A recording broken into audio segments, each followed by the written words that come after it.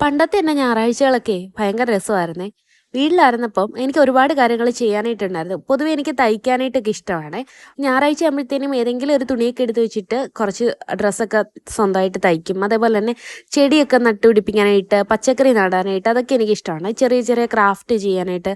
അപ്പോൾ ഒരു ഞായറാഴ്ച കിട്ടുമ്പോഴത്തേക്കിനും നമുക്ക് ചെയ്യാനായിട്ട് ഒരുപാട് കാര്യങ്ങളുണ്ടായിരിക്കുമല്ലോ. അത്ര പ്രൊഡക്റ്റീവായിട്ടിരുന്ന ഞാനാണ് ഇപ്പോഴത്തെ ഞായറാഴ്ചത്തെ റൊട്ടീൻ. രാവിലെ എഴുന്നേൽക്കുക, ഒരു ലോഡ് തുണി ഉണ്ടായിരിക്കും, അതൊക്കെ വാഷ് ചെയ്ത് വെക്കുക, കഴുകിയ തുണികളൊക്കെ മടക്കി വെക്കുക, റൂം വൃത്തിയാക്കുക, ഇതിലേക്കൊക്കെ ഒതുങ്ങിപ്പോയി എൻ്റെ ഞായറാഴ്ചകളെ. ഇന്നത്തെ ഞായറാഴ്ച ഒട്ടും പ്രൊഡക്റ്റീവ് അല്ലായിരുന്നു. ഒരു കാര്യങ്ങളും ചെയ്യാൻ പറ്റിയില്ല. ശരിക്കും ഞായറാഴ്ച നമ്മൾ നോക്കിയിരുന്ന് വരുന്ന ഒരു ദിവസമാണല്ലോ. ഒത്തിരി ഒത്തിരി കാര്യങ്ങൾ ചെയ്യണമെന്ന് വിചാരിച്ച് രാവിലെ വിചാരിച്ച് കുറേ സാരിയൊക്കെ ഉണ്ടല്ലോ, അതൊക്കെ മടക്കി വെക്കാമെന്ന് വിചാരിച്ച് എല്ലാം എടുത്ത് കുറേയൊക്കെ മടക്കി. അങ്ങനെ രാവിലെ നമ്മൾ ബ്രേക്ക്ഫാസ്റ്റ് കഴിക്കുകയാണ്. അതിന് ശേഷം പുട്ടും ഏത്തപ്പഴവും പപ്പടമായിരുന്നു ഇന്നത്തെ ബ്രേക്ക്ഫാസ്റ്റ്. അപ്പോൾ ഈ പറഞ്ഞ പോലെ ഇന്നൊരു മരണമുണ്ട്. മരണം 2 ദിവസമായി. അപ്പോൾ ആ വീട്ടിൽ, ഇവിടെയൊക്കെ അങ്ങനെയാണല്ലോ, മരിച്ച വീട്ടിൽ നമ്മൾ ചെന്നൊന്ന് തല കാണിക്കണമല്ലോ. അങ്ങനെ അതിന് പോകാൻ വേണ്ടിയിട്ട് ആ മടക്കിയ തുണികളൊക്കെ അങ്ങനെ തന്നെ വെച്ചിട്ട് പോയിട്ട് ഉച്ചയ്ക്ക് ശേഷം വരാമെന്ന് വിചാരിച്ച് അങ്ങനെ കുളിച്ച് റെഡിയായി. ഞാൻ എൻ്റെ ചേച്ചിയുടെ വീട്ടിൽ പോയി. അങ്ങനെ ഞങ്ങൾ മരണ വീട്ടിലൊക്കെ പോയിട്ട് തിരിച്ച് ബാലരാമപുരത്ത് വന്നേ. അവിടെ ശബരിയിലൊന്ന് കയറി. ചേച്ചിക്ക് കുറച്ച് പാക്കിംഗ് കവർ സാധനങ്ങളൊക്കെ വാങ്ങാനായിട്ടുണ്ടായിരുന്നേ. ഓസ്ട്രേലിയക്ക് കൊണ്ടുപോകാൻ വേണ്ടിയിട്ട് അവൾക്ക് കുറച്ച് അച്ചാറിൻ്റെയും ചമ്മന്തിപ്പൊടിയുടെയൊക്കെ ഓർഡർ ഉണ്ടായിരുന്നു. അവിടെ കണ്ടേ ഇങ്ങനത്തെ ഈ വലിയ കത്തിക്ക് 100 രൂപയും കണ്ട ഉള്ളായിരുന്നേ. അത് പക്ഷേ കട്ടിയില്ലാത്തതാണ്. അവിടുന്ന് പിന്നെ കുറച്ച് സാധനങ്ങളൊക്കെ പിള്ളേർക്ക് വേണ്ട സ്നാക്സ്, അങ്ങനത്തെ കുറച്ച് ഐറ്റംസൊക്കെ അവൾ വാങ്ങി.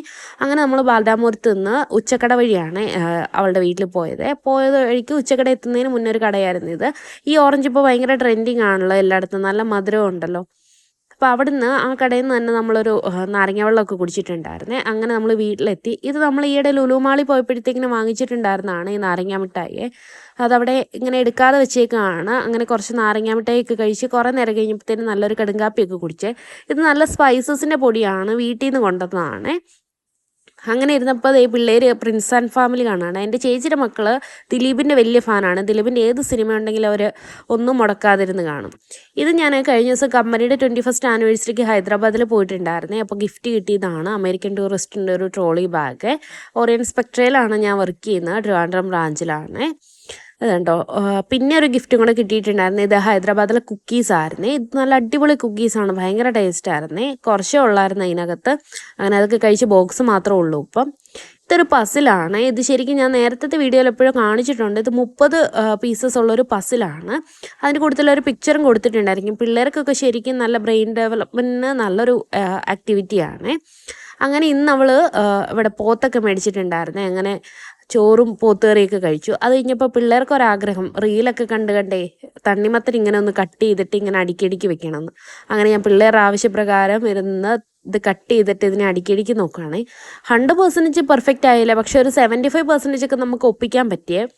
അങ്ങനെ ചേച്ചിയുടെ മോളെ ഏലക്കൊക്കെ ഇട്ടൊരു അടിപൊളി ചായയൊക്കെ ഉണ്ടാക്കി തന്നെ. അങ്ങനെ മുറിച്ച പോർഷനൊക്കെ നമ്മൾ കഴിച്ചു. ബാക്കി തണ്ണിമത്തൻ ഇങ്ങനെ വെച്ചേക്കാണ്.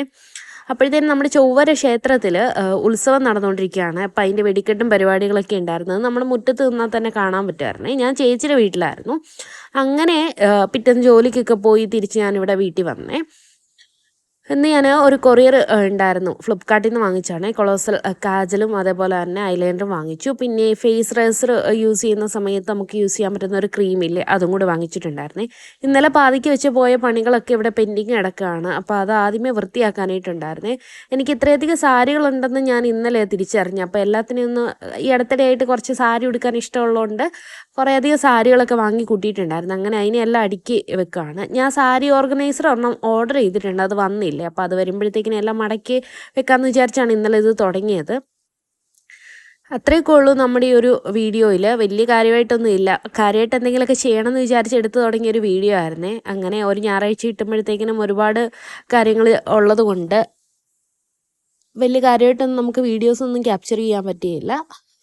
അപ്പം അത്രയേ ഉള്ളൂ നമ്മുടെ ഒരു കുട്ടി വീഡിയോ. ഇഷ്ടപ്പെട്ടെങ്കിൽ ലൈക്ക് ചെയ്യുക, ഷെയർ ചെയ്യുക, സബ്സ്ക്രൈബ് ചെയ്യുക. താങ്ക്